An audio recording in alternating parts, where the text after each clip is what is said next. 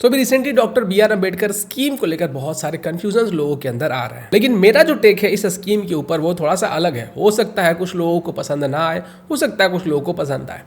पहले समझिए कि आखिर ये जो स्कीम है ये आखिर है क्या, क्योंकि जब तक आप स्कीम की बारीकियों को नहीं समझेंगे तो कोई भी आएगा और आपको फिर मैनिपुलेट करके चला जाएगा। अब इस स्कीम का तो नाम है B R. Ambedkar statue development scheme, but 2 minute के लिए आप ये जो नाम है इस स्कीम का इसको साइड रख दीजिए और इसके डिटेल्स के ऊपर आप थोड़ा सा ध्यान दीजिए। ये जो स्कीम है ना, इसके अंडर में सारे स्टैचूज को रिनोवेट किया जाएगा, उनको प्रोटेक्ट किया जाएगा।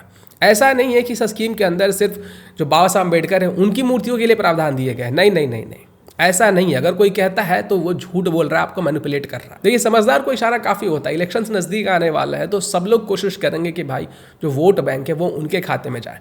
और आपको तो पता ही है कि चंद्रशेखर रावण जैसे कितने सारे लोग हैं जो भाई हिंदुओं को बांटने की कोशिश करते रहते हैं। अच्छा, कुछ नेताओं के कारण क्या हम अपने SC ST जो भाई बंधु उनसे नफरत करने लगेंगे? नहीं करेंगे। वो भी हमारी तरह सनातनी और इसमें कोई संकोच नहीं है। तो जब नेता आते हैं और जबरदस्ती उनका हाथ खींचने की कोशिश करते हैं तो हमें चाहिए कि उनका हाथ पकड़ के रखें। ऐसा नहीं कि भाई हम भी उन्हें भला बुरा कहने लगे या कुछ भी बकवास करने लगे कि वो मजबूर हो जाए हमारे तरफ से उनके तरफ शिफ्ट होने में। जिहादी तो चाहते ही हैं कि जो हिंदू है उनको खंड खंड में तोड़ दो और फिर एक एक करके स्लॉटरिंग कर दो। तो अगर इस स्कीम का नाम बाबा साहब अम्बेडकर के नाम पे पड़ा है तो इसमें दिक्कत क्या है? ये जो स्कीम है वो जितने भी स्टैचूज है उनको रिनोवेट करने की बात करता है, उनको प्रोटेक्ट करने की बात करता है। अब आप पूछेंगे कि किससे प्रोटेक्ट करना है? प्रोटेक्शन की जरूरत होती है मूर्तियों को भी। बहुत सारे ऐसे केसेस है कि भाई इलीगली उस जगह को ऑक्यूपाई कर लिया जाता है, उसके ऊपर कब्जा कर लिया जाता है। बहुत सारे ऐसे भी केसेस आते हैं कि मूर्ति को प्रोटेक्ट करने के लिए जब आसपास में कुछ भी नहीं होता है तो उनको आसानी से वेंडलाइज कर दिया जाता है, डैमेज कर दिया जाता है। जो छत्रपति शिवाजी महाराज है तो उनकी मूर्तियों को जिहादियों ने तोड़ने की कोशिश की थी, उनकी मूर्तियों के ऊपर अटैक कर दिया था, पथराव भी किया था। तो ऐसा तो है नहीं कि ये जो स्कीम है अगर इसका नाम बाबा साहब अम्बेडकर के नाम पर है तो सिर्फ उनकी मूर्तियों को रिनोवेट किया जाएगा या उनको प्रोटेक्ट किया जाएगा। हमारे जितने भी आइडल्स है जिन्होंने हमारी सोसाइटी के वेलफेयर के लिए काम किया है, चाहे वो छत्रपति शिवाजी महाराज हो, चाहे वो लाल बहादुर शास्त्री हो, सरदार वल्लभ भाई पटेल हो,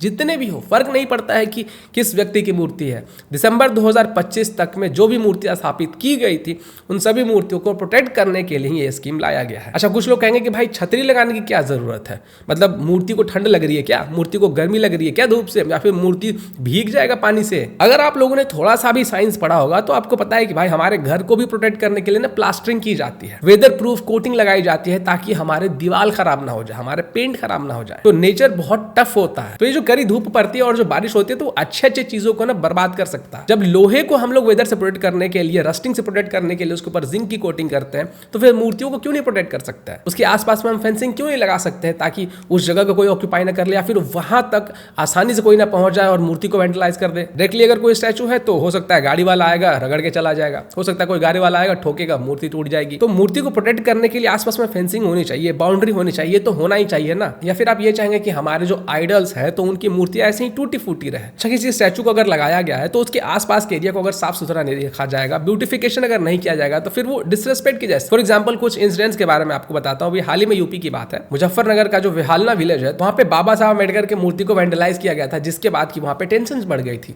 पुलिस वगैरह लगानी पड़ी। इसके पहले मार्च 2026 में मेरठ के सरदना एरिया में ऐसे ही एक स्टैचू को तोड़ दिया गया था। फिर मार्च 2026 में शाहजहांपुर में एक नॉर्मल टाउन हॉल का ब्यूटिफिकेशन चल रहा था तो राम प्रसाद बिस्मिल और अशफाकुल्ला खान जैसे जो महान फ्रीडम फाइटर्स है तो उनके स्टैचूज भी बुलडोजर से डैमेज हो गए थे। लेकिन बुलडोजर से आखिर स्टैचूज डैमेज कैसे हुई? डैमेज इसीलिए हो गई क्योंकि जो स्टैचूज थी तो उसके आसपास में प्रोटेक्शन के लिए कुछ भी वॉल वगैरह या फिर कोई फेंसिंग वगैरह थी ही नहीं। और कई बार आपने देखा होगा कि जो ऐसे स्टैचूज होते हैं तो वहां पे अगर जगह वगैरह खाली होती है ना तो वहां पे इन्वेस्टमेंट होने लगता है। कुछ रोहिंग्या आते हैं या फिर कोई इलीगल इमिग्रेंट आता है, भाई वहां पे टेंट डालता है और वहां पे रहने लगता है, फिर धीरे धीरे वहां पे अपना फैमिली बना लेता है और फैमिली बढ़ाने भी लगता है। बाकी इस स्कीम के सारे फैक्ट्स मैंने आपको बता दिए हैं। अब आपके ऊपर डिपेंड करता है कि आप किसका विश्वास करना चाहते हैं।